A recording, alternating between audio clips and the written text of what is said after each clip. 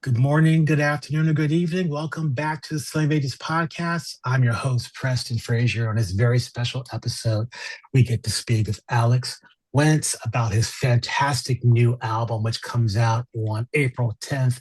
The album is called Collage. Alex, how are you? I'm doing great, Preston. Hope you're doing well too. Yeah, it's great to see you. I think I last interviewed you way back in 2020 regarding Live to Tape, which was your last album, I believe. Though I believe I'm trying to, when I do these interviews, I try to remember how I connected with the artist. And I think I found out about your wonderful work when I talked to Nick Finzer several years ago and then had the opportunity to see you live with Nick here in Georgia. And I think it was in Alpharetta, Georgia, a long time ago. So it's great to reconnect with you. I love Collage, and I'm glad you're here. That's awesome. Yeah, I guess that was probably when we played at what's that club? The The Velvet Velvet Note, Note at maybe? the Velvet Yeah, Note. Yeah, with yeah, Nick. Yeah, yeah, so that was yeah. probably like 2018 or 2019 or something like that. So That yeah. was quite some time ago. But you've Yes, been indeed. pretty busy since then, haven't you? Yeah. Yeah, no. I mean, there's been quite a bit going on. I feel very fortunate in my career that, I get to work in bands of a lot of people that I love and respect their musical identity, such as Nick Finzer, Etienne Charles, Jeremy Pelt, Roxy Koss, people like that. So, it took me a little while to get back into the band leader zone, and by the time it was ready to record Collage, I had quite a bit of music out there that I was dying to, get on wax. So I'm really happy with the result, and can't wait for the rest of the world to hear it pretty soon here. Yeah, and you're going to be taking this on the road. And we'll talk about that in a little bit. Live to Tape was, as I mentioned, 2020, which was live to real tape. Yes. Collage was also recorded live, and that was recorded in one day. Is that correct? Yep. One day up in a beautiful studio in Mount Vernon, New York, called Octaven Studios. It is it's I want to say a hidden gem, but I think people are starting to find out about it. But I was really happy with the result, and engineered by Owen Mulholland, a fantastic engineer. He the last Jeremy Pelt record that I was a part of, which I believe Tomorrow's Another Day. He engineered that, and I was just really happy with the sounds he got for guitar for me. So wanted to connect with him and get involved. He recommended the studio. From there, I the last few gigs I did prior to Collage, I hired Jimmy Macbride on drums and Matt Penman on bass, and I thought they really kind of got to the core of what I'm after musically in my compositions. And then from there, Live to Tape was all trio, guitar, bass, drums trio. And though I tend to work in that capacity on live dates, I was hearing piano on a lot of this. And my friend from many years, Victor Gould, who's just like such a incredible artist, was happy to come on board, and so Victor is kind of like a special guest on like four of the eight tracks. So, and I think also that one of the significant things about Collage is that they're almost all original recordings, all except for two, I believe. When did you start the writing process for Collage?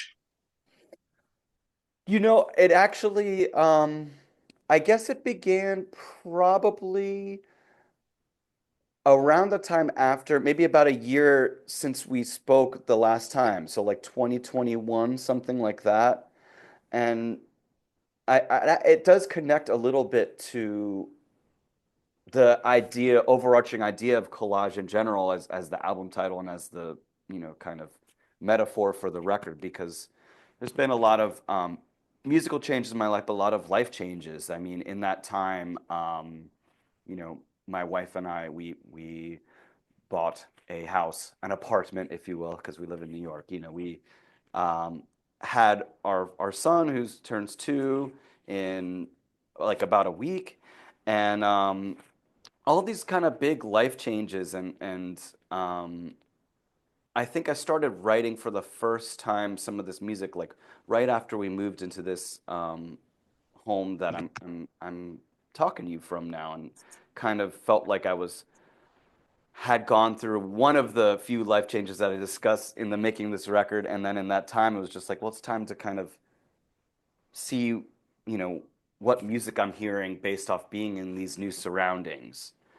And I've always been kind of like a micro composer, like there's a lot of people who are able to write in a way where they are, expressing some larger issue or problem or conflict in the world with their music. And although I long to be that sort of composer, I tend to get my inspiration at that micro level, which I think is also relatable to the public, of just these bigger changes that I experience, that most people experience, and kind of seeing how like that changes my creativity. So like Apartment 3C, which is one of the songs from here. I'm in Apartment 3C now. So it's just about the idea of making such a big move and things like that.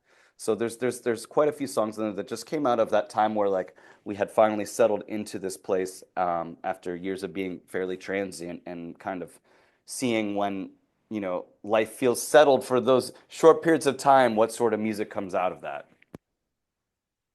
Um, you referenced Apartment 3C, which is one of my favorite tracks on the album. In terms of the writing process, all these songs were written, except for the covers, for this particular project. Yes, yes, exactly. Yeah. And it's things that I wrote over time. Um, I'm kind of like a I'm not I lack some discipline when it comes to being a composer. Not when it comes to being a performer. I got my guitar right here. I'm practicing all the time, but the composition side of things, my muse kind of leaves and escapes me all the time. So, I go through these periods where like I want to write music, and then I take like a month, and all of a sudden like it takes me like a week to get into the zone, and then like the next 2 weeks I have like three new compositions, and then 8 months later I write more stuff. So it just it's a little bit more fleeting. I mean, I think based off the fact that I work primarily in other people's groups, so I'm that itch to be a band leader. I don't have to scratch quite as much.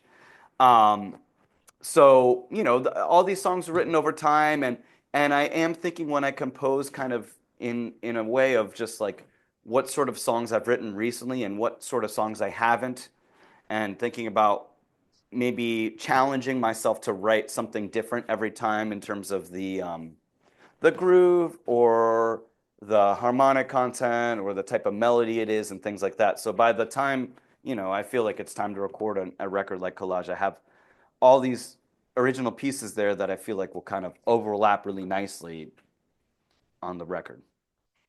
So has your playing style, your guitar playing style, changed since you last released, let's see, Live to Tape back in 2020? I think it has. I mean, it's always changing, and I think that's the reason we all love playing music. Those of us who do it is because, um, we're never satisfied, always growing, always learning. And I think that since Live to Tape, I've started to lean into more elements of guitar playing that are of the guitar, if that makes sense. Like, um,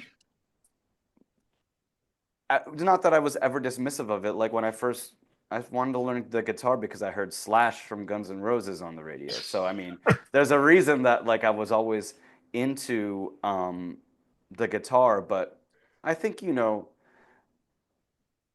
get more and more into the jazz world, and there's things that you hear that you want to get on an instrument that might come from other instruments. So I think at the time of Live to Tape, I really was, you know, imagine myself almost like a piano player who plays guitar rather than like a guitarist. It's And fascinating. what I started to kind of, I think what I've been observing over time is there's like a nice balance you can have of those things that make the guitar unique that you can embrace, that makes someone like Jimi Hendrix incredible, that makes someone like John Scofield incredible. All the kind of like bends and double stops and things we can do with our right hand, whether it's play with a pick, play with a thumb, play with our fingers, like all these little extra little advanced like changes you can do with this instrument that other instruments don't have, that make it unique and special. And so over time, because I think I've looking for something new, and the thing that was something new with my guitar playing was just that I should sound more like a guitarist. So I guess that's what's been happening over time, is that I think I've kind of been in my listening space, which is just as much as my just as important to me as practicing. Like I've been checking out a lot of like Hyrambolic, or like Hendrix bootlegs, or Derek Trucks, or guitar players from West Africa, Ali Farka Toure, Fitzroy Coleman from Trinidad and Tobago, Ernest Ranglin, all these people who come from other cultures of playing guitar, and some of it is jazz adjacent, but they play in a way that does sound like a guitar. So over time, I guess I just was like, I need to make my guitar sound more like a guitar. So that's kind of, I think, one of the big ways that my playing has changed. It's interesting because I've only seen you live, I think, just once, but there's no mistaking that you sound like a guitarist, and it sounds like a guitar, and your tone is so rich and bold. It's just it comes it was live, but also on these recordings, like I mentioned, live cycles, live to tape, and collage is just absolutely beautiful. I may have asked this before, and I tend to ask this question a lot anyway. In terms of your composition process, do you sit down with your guitar and do you notate, or how do you do it? How do you compose? I mean, great question. I think that it's different for everybody. I touched on this briefly, but I could get more in depth with it. It's just sometimes I have to give myself the time to get the inspiration flowing in that way. It's like exercising a different part of my brain that I'm not exercising when I'm, working on other people's music that I'm learning, or practicing just technical things, or the things I need to do to just feel like I can survive on the bandstand. So it's a commitment that I have to make, and do it in some level of like a disciplined way for a little while. That's why I guess I don't do it all the time. I suppose there are those people who are able to compose in a way where they just write a little bit every day, and as a result, tunes happen more consistently. But I'm just not that type of composer, and maybe if I became more of a band leader in my career over time, that might change. But um, what happens usually is just like I feel like the urge to, I need some new tunes. What did I write the last time I wrote a new composition? What was that song like?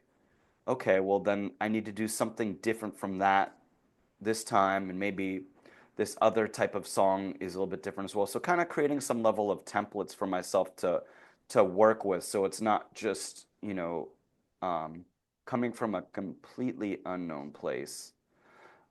Maybe there's a type of groove I'd like to write a song on. Sometimes, I'm teaching a composition class with my teenage students at New Jersey Performing Arts Center Jazz for Teens, and a lot of it is just about getting them to find the songs that inspire them first. So, like, think about the types of composers that I like, and maybe even studying them a little bit first, just to see like what did I like about it, and what could I do that is my own interpretation of it. So these are all kind of just things that in the maybe first few days to a week of making that commitment to compose, that I'm just kind of meditating on and thinking about, because I need that time before I actually am with my guitar, with the piano, actually writing something, to feel like there's a lot of depth to what I'm going to write. I need to be in that place. So it's usually like if I feel like I need to write something, it can be like a month-long process of just kind of having this concept or idea in my head of what I want something to be. But then that's another 2 weeks or so of sitting with my instrument or sitting with the piano to really get to something I like, and then trying it out with a band, and then editing it from there, stuff like that. And what I have found is that as I'm doing that, the compositions can happen, in a very like kind of like I don't I guess almost manic way where it's like I get a tune down and then after that it's easy for me to write maybe three or four other songs. And then once I have done that, then I'm like, okay, that's good because like I kind of just get into like it's a zone that feels very different from the zone that I need to be into, be the collaborator that I am in other people's bands. So usually I have to kind of like, close the safety valve of it at some point and just be like, okay, that's enough for now. Let's work these tunes out and then move on from there. So it's a kind of, very uh what's the word? It's a very mercurial process, I guess. It happens, and then I get a bunch of tunes, and then I usually stop for a little while. Right, thanks for the detail. So we mentioned that the album was recorded, Collage was recorded in one day. Um, did you have a chance to road test any of these songs before you got together with Jimmy Macbride and Matt Penman and Victor Gould? Yeah, absolutely.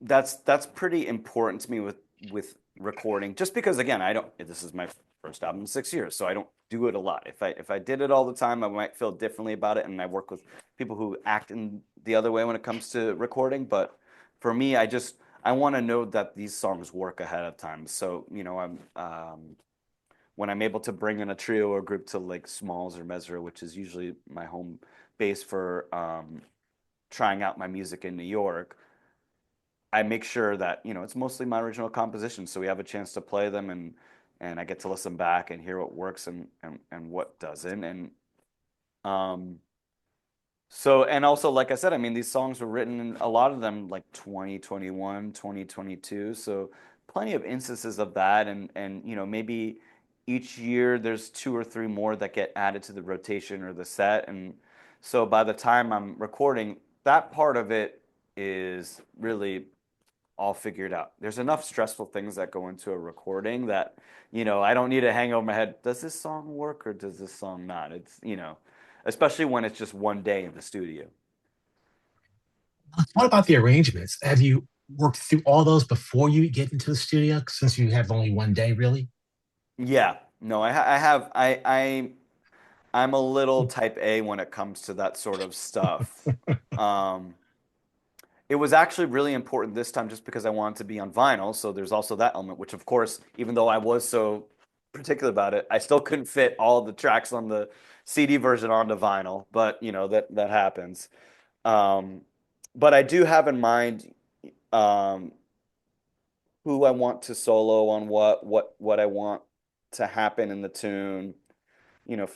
For instance, you know, the album is a showcase of my composition, but it's also a showcase of the playing of these three incredible cats, Matt Penman, Victor, and Jimmy. But along the way, I also didn't want it to be just like a blowing record. So like a tune like The Shadow of Your Smile, which like if we just played the song as it is with that band, I mean, it would sound amazing already. I mean, I wouldn't have any hesitation about that, but I added like a written solely section that me and Victor play together just to kind of, keep things a little bit unique and different from track to track. So, it has the listener's attention the whole time.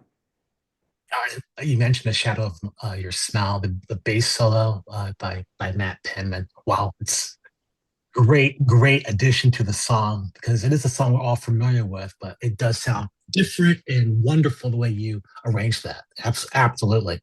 Thanks. Thanks. Yeah, it's inspired by, listening to Ernest Ranglin and Monty Alexander and um, jazz musicians from Jamaica who kind of would take these like kind of classic standard sort of tunes, but put their own, West Indian spin on it. I guess a lot of that comes from my time playing with Etienne Charles as well, where I've been going to the Caribbean to play with him for 12 years. So, I hadn't really done anything on record to kind of give a nod to that type of music yet. And I felt like, it was necessary because it's been a part of my, musical development, hearing that music and being a part of it for so long. Wonderful. So if I could jump to a few songs before I let you go, I like to ask about the first track on the album, which I believe is Pound Hop. Pondhop. Yep. Tell me about it. Yeah, well, I mean, I know it's not really a word, but it is meant to be like the idea of like what it looks like and what it feels like to be on these like tiny planes that we travel through with Creole Soul throughout the Caribbean, going from island to island and stuff like that. And it's like, is this plane safe? Are we gonna make? But all that sort of stuff. But see, I've just been really blessed in my career to see a lot of the world, and actually in a different way than a lot of jazz musicians, thanks to Etienne and thanks to Jeremy Pelt and things like that. It's not just like I'm playing in like Paris or London or LA or something like that. Like it's playing in like Haiti or playing in like Poland or Trinidad and Tobago quite often and things like that, where it's like a whole nother perspective on our planet and our world, and I don't take that for granted, but it's the kind of about that feeling. The song is inspired by that feeling and excitement you have traveling to somewhere that feels so different, and the unknowns and excitement that can come with it, and the embrace of the unknown that comes with travel in that way, and which is a regular thing we all do as musicians. um and the groove and rhythms of it are kind of inspired by hearing these different grooves from around the world, from Cuba and Trinidad and all over. It's a great way to start the album. It's a wonderful song, and I just love the guitar textures on it.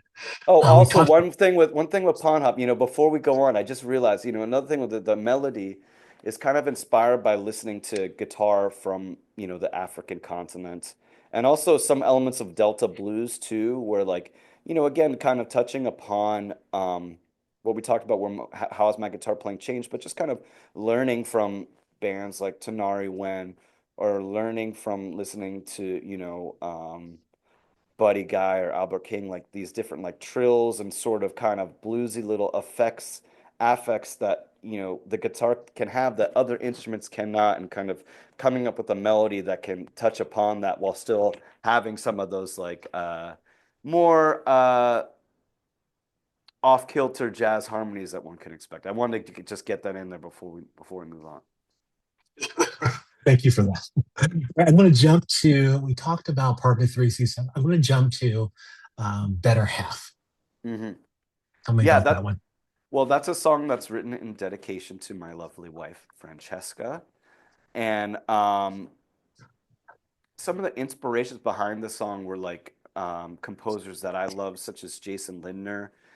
I really have always enjoyed how his compositions have that sort of singing quality to them, uplifting whatever sort of more structurally dense harmonies that are happening. So that was kind of like a template and idea behind the composition. And also Stevie Wonder, I guess in my mind I was imagining Stevie Wonder singing one of those Jason Lindner tunes when I wrote the song.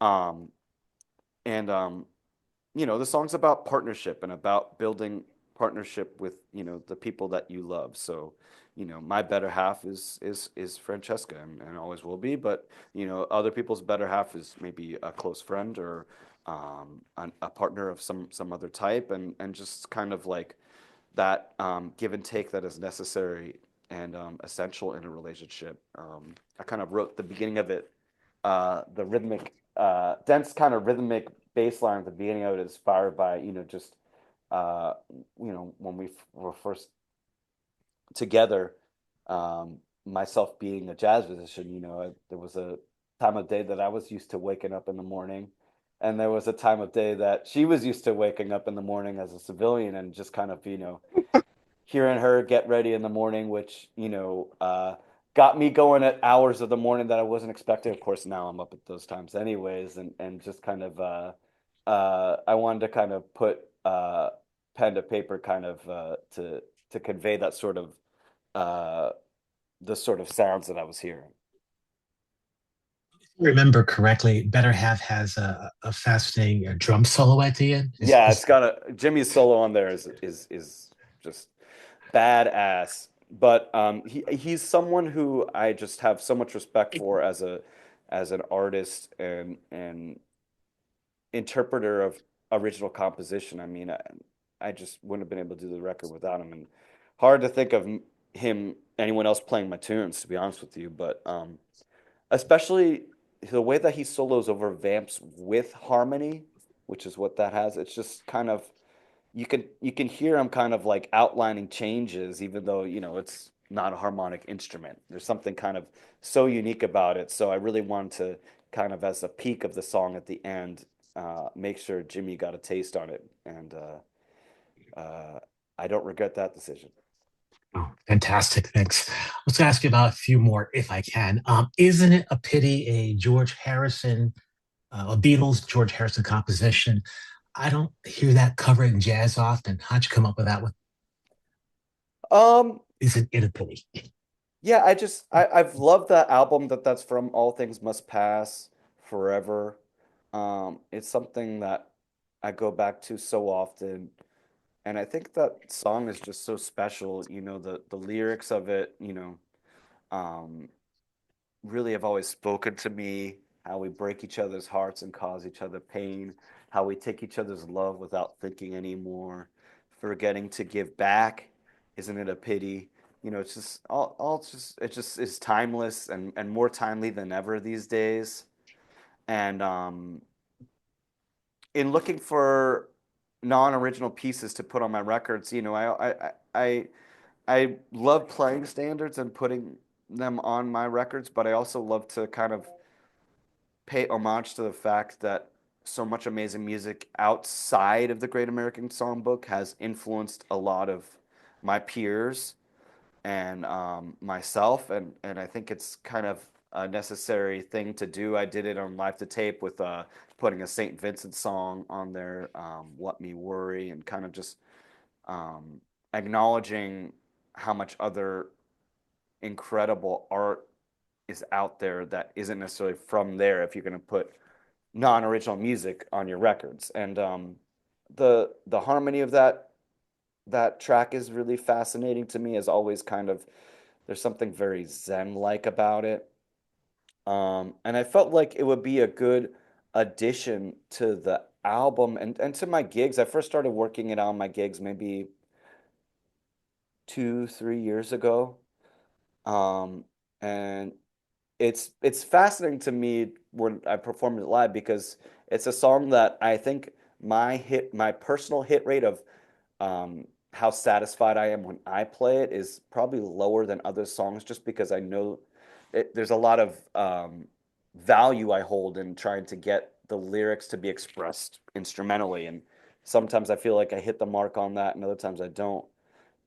Regardless of my feelings about it, it seems to be the song that gets commented the most on gigs as the song that people enjoyed the most on the set, though. So it's just kind of like a fascinating thing, and just speaks to the content of that composition, and I guess how great it is even without myself singing the lyrics. Just it's just like a incredible melody, and when I mentioned a little bit about the lyrics before we play it, I think it really does, I guess, speak to the audience.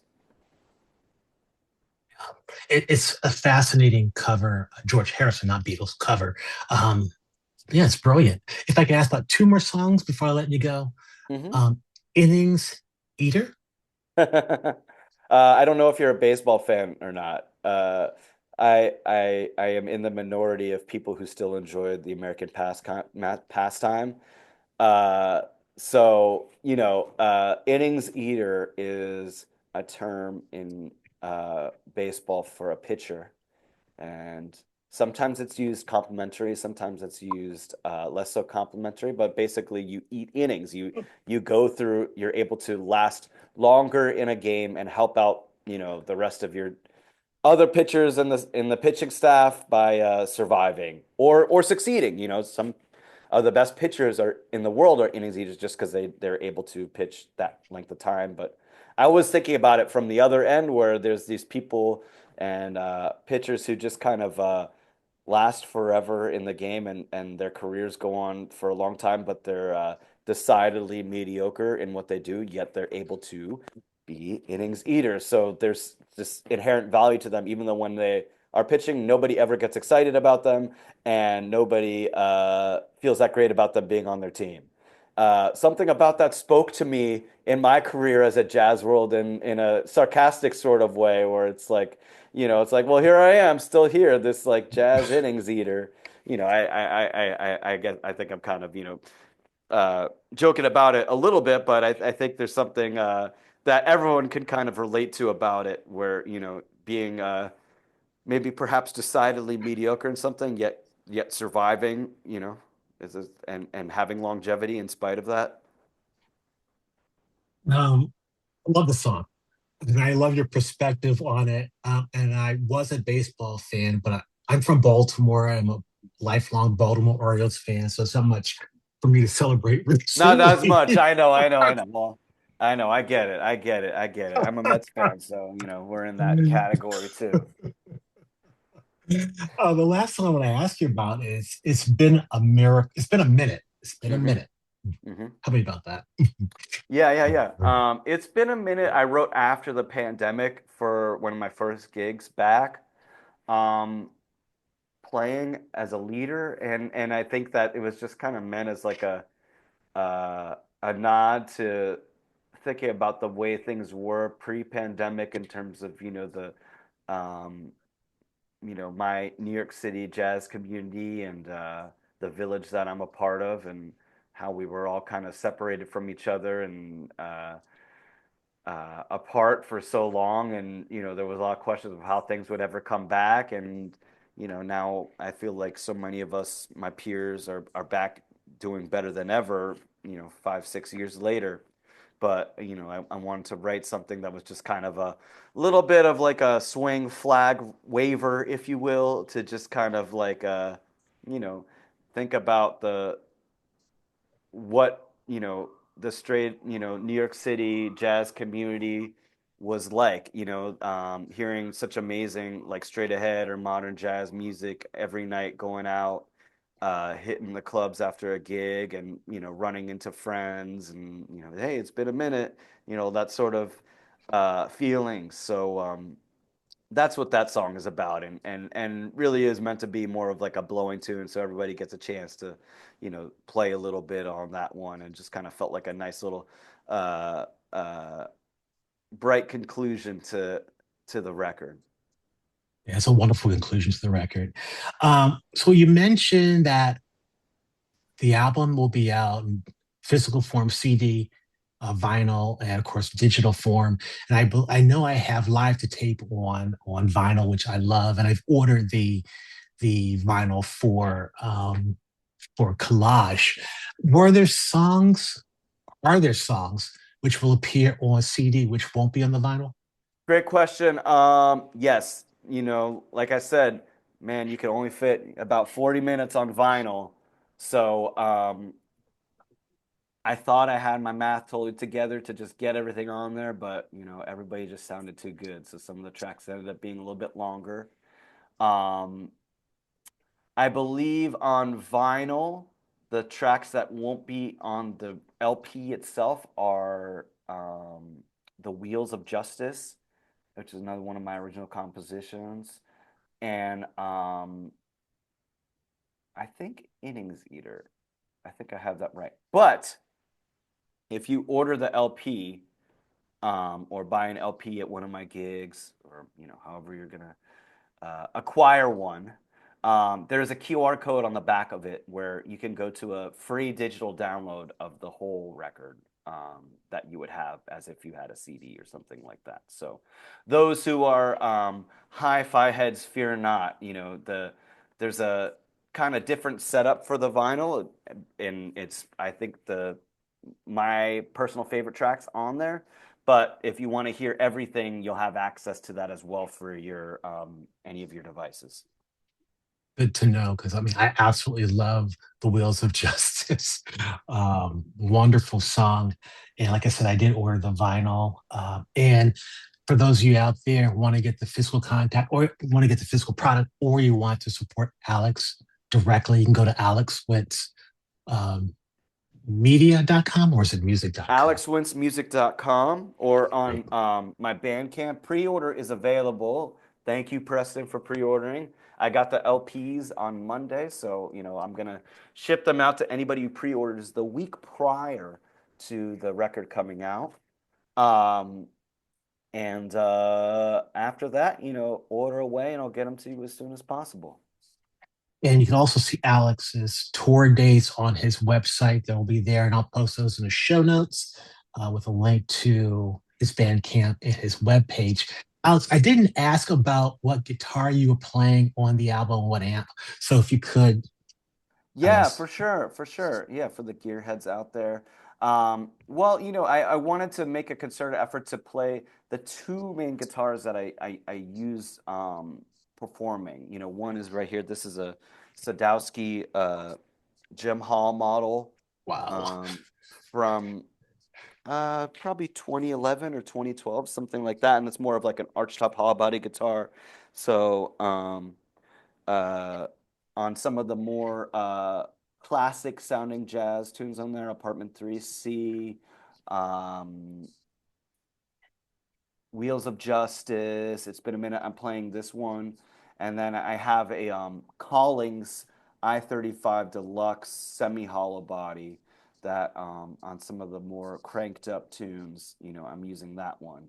So I felt like it was important to include both just in terms of, showcasing the full breadth of the musical sound you get when you see me play live or in other people's bands and things like that. I also was fortunate to borrow from a friend of mine like a 65 or 66 Fender Vibrolux. Hmm. It's an incredible amp that sounds great recording, and then ran it through, maybe 3 or 4 pedals, not too many, and that was pretty much it. So it was, I wanted to kind of everything to kind of be additive to the sound, and anything that was extra was just felt, subtractive. So that's kind of the vibe I went to with my gear for the record. Yeah, beautiful tone, beautiful sounds. Sadowski's are beautiful looking guitars as well. Alex, is there anything you want to add? I didn't ask. I guess the only other thing is anybody who might be checking this out, who's in the New York City area on April 8th, I'm playing at Smalls to celebrate the release. Sets at 6 and 7:30. I can't believe how early they are now, but that's the way things are these days. And the whole band will be on it, Victor, Matt, and Jimmy. So I'm really happy to have everybody be there, and it'll be a party. And in the meantime, thanks for supporting the music, Preston, and having me on the show. Yeah, it's a wonderful album. Hope to see you live soon. I did check your tour dates out. You're not going to be anywhere near me, but if I I get to New know, I York, I know. will When I'm in certainly. Atlanta, I'll be sure to give a shout. Yeah, because wonderful album, another wonderful album. And again, go to Alex's website and buy his back catalog as well. It's just great stuff. Alex, I really appreciate your time, and I'm going to turn off the recording. Thank you. All right, thanks.